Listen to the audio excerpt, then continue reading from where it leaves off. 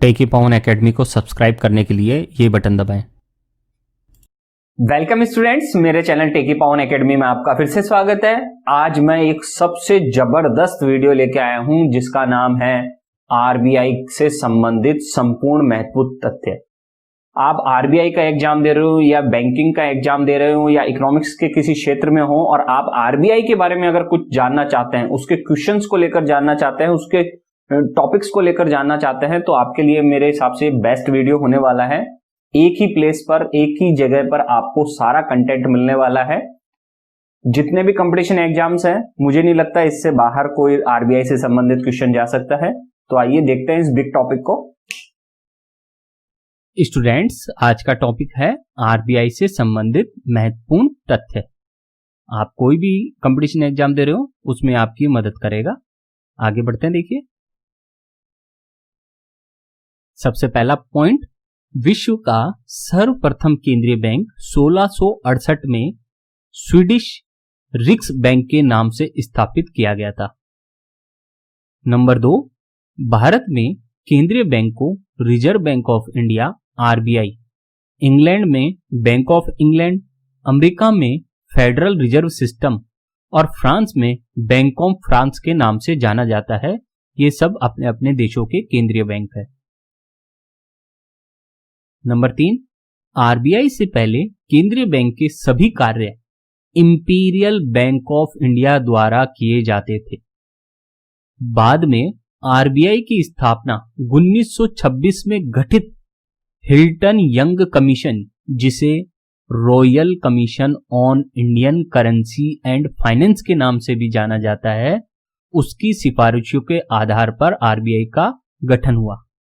तो ये इंपॉर्टेंट है, कौन से कमीशन की उसकी सहायता से हुआ? ये हिल्टन यंग कमीशन, जिसे royal commission on Indian currency and finance के नाम से जाना जाता है।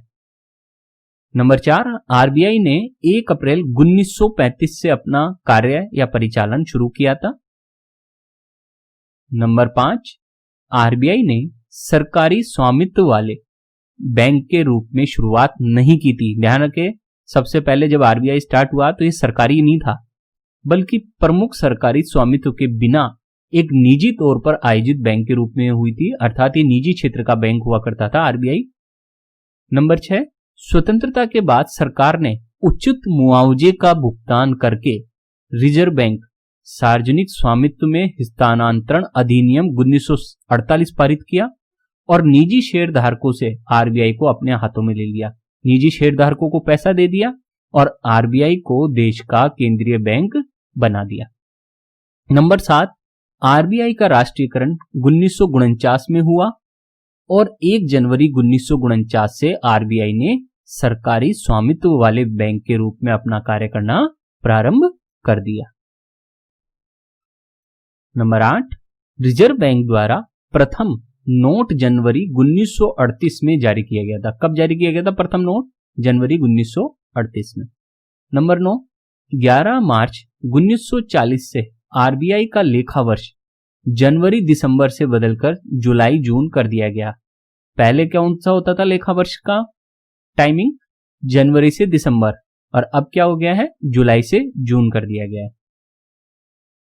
नंबर 10, पहली बार 1944 में सिक्योरिटी फीचर के रूप में रुपए के नोटों पर सिक्योरिटी थ्रेड पेश किया गया।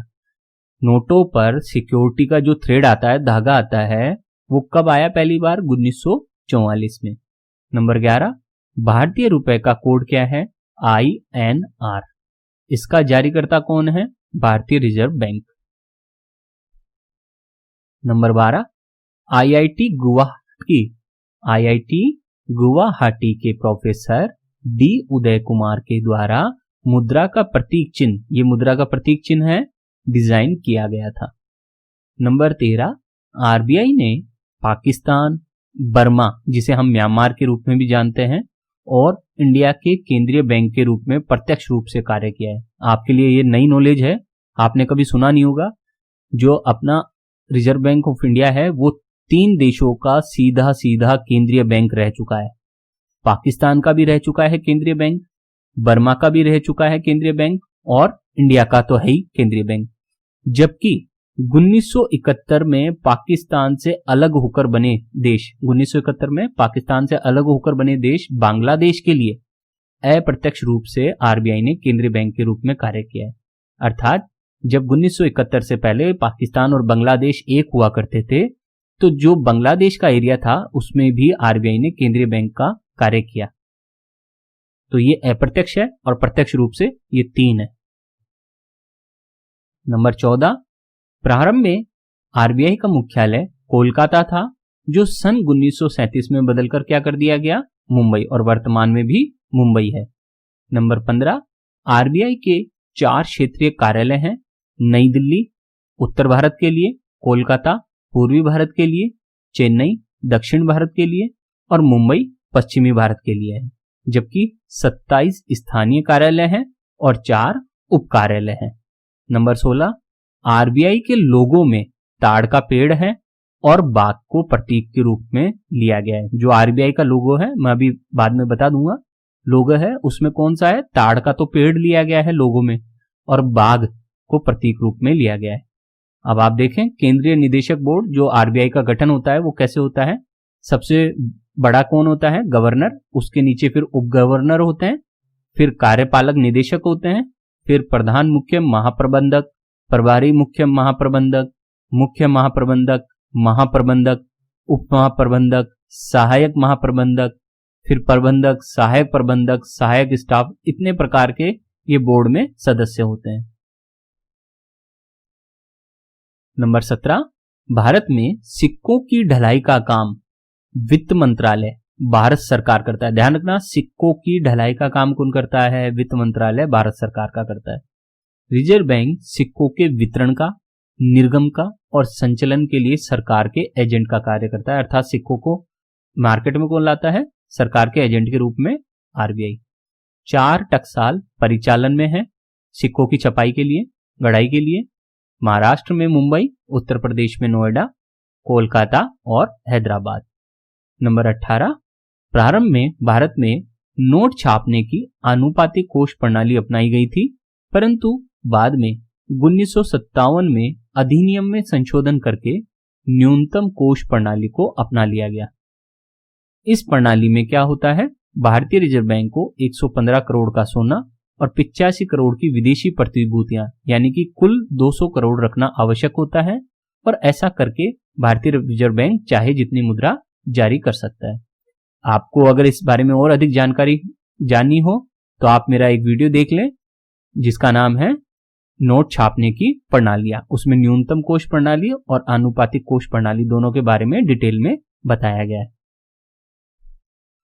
नंबर 19, भारत में 4 प्रिंटिंग प्रेस है, बैंक नोटों का मुद्रण करती है। वो पहले जो मैंने बताया वो तो थी करेंसी के जो सिक्के हैं उसको छापने की, ये नोटों को छापने की है और उनकी आपूर्ति करती है। तो कहां कहां है ये नोट छापने वाली प्रेस, मध्य प्रदेश के देवास में, महाराष्ट्र के नासिक में, कर्नाटक के मैसूर में और पश्चिम बंगाल के सालबोनी में है नोट छापने की प्रेस। मध्य प्रदेश और महाराष्ट्र में स्थित प्रेसों का स्वामित्व भारतीय प्रतिभूति मुद्रण और टकसाल निगम के पास है, जो भारत सरकार के संपूर्ण स्वामित्व वाली कंपनी है। जबकि कर्नाटक और पश्चिम बंगाल में स्थित प्रेसों का स्वामित्व भारतीय रिजर्व बैंक नोट मुद्रण प्राइवेट लिमिटेड के पास है, जो रिजर्व बैंक के स्वामित्व वाली सहायक संस्था है। तो इन दोनों में अंतर है। फिर 20, भारत में रिजर्व बैंक ऑफ इंडिया द्वारा पहले मुद्रा पूर्ति का केवल एक माप, जिसे हम M या M1 कहते थे, वो ही प्रकाशित किया जाता था, जिसमें केवल जनता के पास करेंसी और बैंकों की मांग जमा को शामिल किया जाता था। लेकिन बाद में 1977 से रिजर्व बैंक ऑफ इंडिया द्वारा मुद्रा पूर्ति के 4 माप M1, M2, M3, M4 का प्रयोग किया जाने लगा और इसके बाद 1999-2000 में, वर्ष 1999-2000 में आरबीआई द्वारा गठित कार्यकारी दल, जिसे वर्किंग ग्रुप कहते हैं, उसकी सिफारिशों के आधार पर मुद्रा पूर्ति की 4 नई अवधारणाएं आ चुकी हैं, जिनका नाम है M0, M1, M2, M3। तो ये और इंट्रोड्यूस हो चुकी हैं 1999-2000 में। नंबर 21, M1 को संकीर्ण मुद्रा, नैरो मनी या मुद्रा पूर्ति का संकीर्ण माप कहते हैं। जबकि 22 मुद्रा पूर्ति के घटक से तात्पर्य केवल M1 है। ध्यान रखना, मुद्रा पूर्ति के माप का मतलब होता है M1, M2, M3, M4, जबकि मुद्रा पूर्ति के घटक का मतलब है केवल M1 को ही मुद्रा पूर्ति का घटक कहते हैं। नंबर 23 M3 को समग्र मौद्रिक साधन, व्यापक मुद्रा या कुल मौद्रिक साधन के नाम से भी जाना जाता है।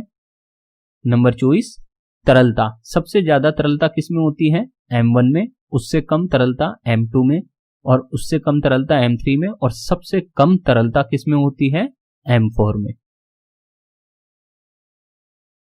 नंबर 25 सर ओसबोर्न स्मिथ, ये रहे sir Osborne Smith, reserve bank के पहले गवर्नर थे। ये भारत के रिजर्व बैंक के पहले गवर्नर थे। 1926 में भारत आने से पहले इंपीरियल बैंक ऑफ इंडिया के प्रबंध गवर्नर के रूप में भी इन्होंने कार्य किया था। उन्होंने 3.5 साल के अपने कार्यकाल के पूरा होने से पहले ही इस्तीफा दे दिया था, अर्थात उन्होंने कार्यकाल समाप्त होने से पहले ही अपना इस्तीफा दे दिया था, जो कि हमारे भारत के पहले गवर्नर थे। नंबर 26 आरबीआई के 2 गवर्नर, ध्यान दें, आरबीआई के 2 गवर्नर सर ओसबोर्न ये और केजी अम्बेगोनोर, ये रहे केजी अम्बेगोनोर ने अपने कार्यकाल के दौरान किसी भी बैंक नोट पर हस्ताक्षर नहीं किए थे। ये ही 2 ऐसे गवर्नर थे भारत के रिजर्व बैंक के कार्यकाल में जिन्होंने कभी बैंक नोट पर कोई हस्ताक्षर नहीं किए। नंबर 27 भारतीय रिजर्व बैंक के तीसरे और भारतीय मूल के पहले गवर्नर सीडी देशमुख थे। ये हैं सीडी देशमुख, जो भारतीय मूल के पहले गवर्नर बने, और ये इंडिया के लिए तीसरे गवर्नर है और भारतीय मूल के पहले गवर्नर है। इन्हीं के कार्यकाल में आरबीआई का राष्ट्रीयकरण किया गया था। तो आरबीआई का राष्ट्रीयकरण सीडी देशमुख जी के कार्यकाल में हुआ था। 28 1 रुपए का नोट एवं सभी सिक्के सरकार छापती है, इसलिए उसकी जो लायबिलिटी है वो किसकी है? सरकार की, अर्थात सरकार की जिम्मेदारी होती है 1 रुपए के नोट की। जबकि 29 2 रुपए से लेकर आगे तक के सभी नोट आरबीआई छापता है। ध्यान दें, 2 रुपए से लेकर आगे तक के सभी नोट आरबीआई छापता है, इसलिए उसकी लायबिलिटी या जिम्मेदारी किसकी होती है? उसकी जिम्मेदारी आरबीआई की होती है। नंबर 30 1 रुपए के नोट पर केंद्रीय वित्त मंत्रालय के सचिव के हस्ताक्षर होते हैं। ध्यान दें, 1 रुपए के नोट पर किसके हस्ताक्षर होते हैं? जो केंद्र सरकार का वित्त मंत्रालय है उसके सचिव के हस्ताक्षर होते हैं। नंबर 31 2 रुपए से लेकर आगे तक के सभी नोटों पर आरबीआई गवर्नर के हस्ताक्षर होते हैं। तो 1 रुपए के नोट पर तो केंद्रीय वित्त मंत्रालय के सचिव के हस्ताक्षर हो रहे हैं, जबकि 2 रुपए से लेकर आगे तक के सभी नोटों पर आरबीआई के गवर्नर के हस्ताक्षर होते हैं। नंबर 32 50 पैसे का सिक्का किसी भी राशि के लिए कानूनी रूप से 10 रुपए से अधिक कानूनी ग्राह्य नहीं होगा, इसलिए यह सीमित विधि ग्राह्य मुद्रा है। सीमित विधि ग्राह्य मुद्रा या असीमित विधि ग्राह्य मुद्रा के बारे में जानना हो तो आप मेरे मुद्रा के रूप वाला वीडियो देख सकते हैं। इसमें मैं आपको इतना बता देता हूं कि 50 पैसे का सिक्का आप 10 रुपए तक कानूनी रूप से स्वीकार कर सकते हैं। 10 रुपए से ज्यादा अगर 50 पैसे के सिक्के कोई आपके पास लाता है तो वो आप स्वीकार करें या ना करें, वो आपकी इच्छा है। नंबर 33 1 रुपए से लेकर आगे तक के सभी सिक्के किसी भी राशि के लिए 1000 रुपए से अधिक नहीं होने पर वो क्या होंगे? कानूनी ग्राह्य। यह भी सीमित विधि ग्राह्य मुद्रा है, अर्थात 1 रुपए के सिक्के से लेकर आगे तक के जितने भी सिक्के हैं, 2 रुपए, 5 रुपए, 10 रुपए के सिक्के हैं, वो सभी क्या है? आप 1000 रुपए तक तो किसी को विवश कर सकते हो स्वीकार करने के लिए, लेकिन आप अगर 10,000 रुपए ले गए, 2,000 रुपए ले गए सिक्कों के रूप में, तो वो स्वीकार करे या ना करे उसकी इच्छा पर निर्भर करता है। नंबर 34 1 रुपए से लेकर आगे तक के सभी नोट जब तक कि वो प्रचलन से बाहर नहीं हुए हैं तब तक उन्हें असीमित रूप से स्वीकार करना कानूनी दायित्व है, और यह असीमित विधि ग्राह्य मुद्रा है। इसका मतलब हुआ कि 1 रुपए का नोट अगर आप 1 करोड़ नोट लेके पहुंच जाओ 1 रुपए के किसी सामान को खरीदने के लिए, कोई कार, तो आपको डीलर मना नहीं कर सकता है कि नहीं मैं 1 रुपए के 1 करोड़ नोट नहीं लूंगा, क्योंकि 1 रुपए का नोट असीमित विधि ग्राह्य मुद्रा मानी जाती है। नंबर 35 बैंक नोट्स पर, जो बैंक के नोट होते हैं उस पर एक वाक्य लिखा रहता है, कौन सा? मैं वादा करता हूं, आई प्रॉमिस। उसका अर्थ क्या होता है? देखिए, भारतीय रिजर्व बैंक अधिनियम 1934 की धारा 26 के अनुसार बैंक नोट के मूल्य का भुगतान करने के लिए आरबीआई उत्तरदायी है। अर्थात आरबीआई, मान लीजिए 100 रुपए के नोट पर यह लिखा है कि मैं धारक को 100 रुपए अदा करने का वचन देता हूं, तो वो वचन किसने दिया है? वो आरबीआई ने दिया है। और उस 100 रुपए के नोट की 100 रुपए की वैल्यू के अनुसार चीज प्रदान करना यह आरबीआई का दायित्व है। जारीकर्ता होने के नाते आरबीआई द्वारा यह मांग पर देय होगा। बैंक नोट्स पर छपी हुई प्रॉमिसरी क्लोज, यानी मैं वाहक को रुपए का भुगतान करने का वचन देता हूं, बैंक नोट के धारक के प्रति बैंक के हिस्से पर दायित्व को दर्शाता है। अर्थात बैंक का दायित्व है कि वो उस वैल्यू की राशि प्रदान करे। नंबर 36, भारतीय रिजर्व बैंक द्वारा मुद्रित सबसे अधिक मूल्य वर्ग का नोट 1938 में जारी किया गया था। 10,000 रुपए का नोट था, जिसे जनवरी 1946 में हटा दिया गया था। 10,000 रुपए और 5,000 रुपए को 1954 में पेश किया और इन नोटों को 1978 में पुनः हटा दिया गया। आप देख सकते हैं, ये 5,000 रुपए का नोट है और ये 10,000 रुपए का नोट है, जो भारत के केंद्रीय बैंक ने जारी किए थे, लेकिन वो अब वर्तमान में नहीं चलते हैं। नंबर 37, भारतीय मुद्रा का कागज किससे बना होता है? वर्तमान में भारत में बैंक नोटों की छपाई के लिए जिस कागज का उपयोग किया जा रहा है वह 100% कपास का उपयोग करके बनाया गया है। अर्थात कपास से ही भारतीय मुद्रा का कागज बन रहा है। नंबर 38, भारतीय बैंक नोट्स के भाषा पैनल में कितनी भाषाएं दिखाई देती हैं? तो नोट के केंद्र में हिंदी के अलावा, ध्यान दें, नोट, कोई भी नोट होता है उसमें हिंदी के अलावा नोट के भाषा पैनल में 15 भाषाएं दिखाई दे रही हैं और नोट के पीछे अंग्रेजी भाषा में लिखा होता है। अर्थात 15 भाषा तो पैनल में हो गई और एक हिंदी और एक इंग्लिश, इस तरह से ये भाषाएं होती हैं। नंबर 39, क्या एक ही सीरियल नंबर के साथ 2 या अधिक बैंक नोट हो सकते हैं? हाँ, ये पॉसिबल है। एक ही सीरियल नंबर के 2 या 2 से अधिक बैंक नोट होना संभव है, लेकिन उनके गवर्नर के हस्ताक्षर या इंसेट लेटर या प्रिंटिंग का वर्ष अलग अलग होना चाहिए, तभी 2 सीरियल नंबर एक हो सकते हैं, अन्यथा वो इल्लीगल माने जाएंगे। नंबर 40, अशोक स्तंभ, अशोक पिलर को हटाकर महात्मा गांधी के चित्र वाले नोट्स 1996 में चालू किए गए थे। आप देख सकते हैं, पहले अशोक पिलर, ये अशोक स्तंभ दिख रहा है आपको 3 शेर वाला, पहले 1996 से पहले भारत में जितने भी नोट छपते थे उसमें केंद्र में ये अशोक स्तंभ होता था। ये 3 शेर वाला चित्र आप देख सकते हैं, ये 3 शेर वाला 1996 से पहले पहले। लेकिन 1996 में भारत सरकार के द्वारा और रिजर्व बैंक ऑफ इंडिया की सहायता से अन्य सभी नोटों पर, बाद में 1996 से अन्य सभी नोटों पर गांधी जी को प्रमुख चित्र के रूप में दर्शा दिया गया। आप देख सकते हैं, अब जितनी भी करेंसी आ रही है वर्तमान में, उन सब में गांधी जी को एक बड़े चित्र के रूप में दर्शाया गया है, जबकि इससे पहले भारत में अशोक पिलर को या अशोक स्तंभ को मुख्य माना जाता था नोट का प्रतीक। तो इस तरीके से 1996 में भारतीय मुद्रा में एक बहुत बड़ा परिवर्तन किया गया, अशोक स्तंभ को हटाकर गांधी जी को उसमें पेश किया गया। अब गांधी जी भारतीय रुपए की पहचान बन चुका है। 41, mobile aided note identifier money, भारतीय नोट्स के मूल्य वर्ग की पहचान करने के लिए दृष्टिबाधित व्यक्तियों की सहायता के लिए रिजर्व बैंक द्वारा शुरू किया गया यह एक मोबाइल एप्लीकेशन है। आरबीआई ने एक मोबाइल एप्लीकेशन लॉन्च किया है जिसका नाम है मनी, जो भारत की मुद्रा को पहचानता है। ये देखिए, ये इसका है, RBI launch the money app. आप भी मनी ऐप लॉन्च कर सकते हैं, उसको आप डाउनलोड कर लें और उसकी सहायता से आप स्कैन कर सकते हैं भारतीय मुद्रा को। अब 20/10/2020 को भारत की जो रूपरेखा है वो ये है गवर्नर की। गवर्नर हैं वर्तमान में हमारे श्री शक्तिकांत दास जी। उप गवर्नर 4 हैं जिनके नाम है बीपी कानूनगो, श्री एम के जैन, डॉक्टर एम डी पात्र और श्री एम राजेश्वर राव। ये 4 गवर्नर हैं वर्तमान में और एक गवर्नर है। ये उप गवर्नर हो गए चारों। और ये एक हमारे गवर्नर। इस तरह से ये इनका पैटर्न है। अब ये आरबीआई को देखिए कितने भागों में बांटा गया। आरबीआई की कितनी ब्रांचेस निकलती है। आरबीआई के भाग नहीं है ये, आरबीआई के घटक कह सकते हैं हम इनको।